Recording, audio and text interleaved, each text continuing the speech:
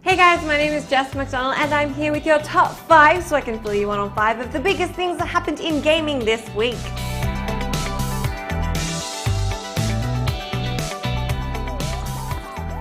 Are you still playing Destiny? Well, lots of bits and pieces surfaced this week, including bugs, speculation on unreleased content, and Bungie's comments on all that. First off, a bug in the game allowed some players to find chunks of unreleased DLC content in the current game. Then there have been stories from the game's development processes coming to light which suggest that Destiny's story, a heavily criticized feature of the game, was significantly changed towards the end of development. On the more positive side, community manager David Degg suggested a raid and weekly strike matchmaking system may be in the works, after players continually asked for it. On the whole, Bungie commented that everyone is working to make the game better.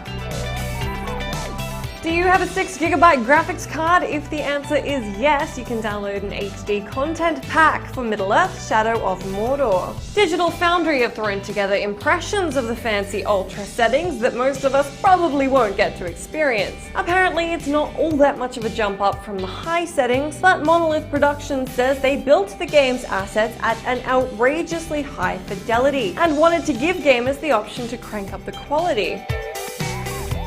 Developer Crytek have said it's getting real hard to keep impressing gamers with graphics. The Crysis and Rise Son of Rome creators told DSO Gaming, as opposed to the times of the original Crysis, we as an industry have reached a quality level now where it's getting increasingly more difficult to really wow people. That said, there's still enough areas to explore and we will definitely keep pushing the boundaries as much as possible.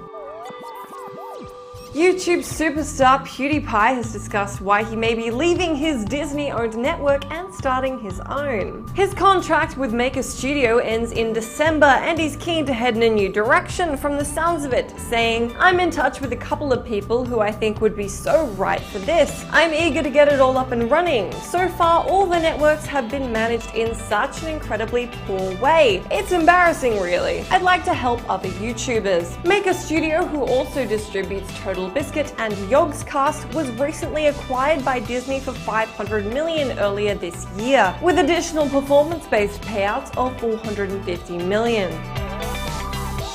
I do like to end the week with a hilarious story, and here it is. Well, it's funny for us and not so funny for Driveclub. If you thought texting mistakes caused by your iPhone autocorrect was bad, then you should probably have a chat with Sony, who made a janky misprint on the back of the Driveclub game box. Along with information like drive together, win together, you can also find a line that reads, "ranks in hundreds of online and offline players." Now, I don't want to be a prude, but that just doesn't sound right no matter which way you spin it. It's worth mentioning this is on the official box art, so there's no turning back now that the game's out. So if you have a copy, enjoy that. Although GameSpot doesn't endorse racing in players, whether they're online or offline.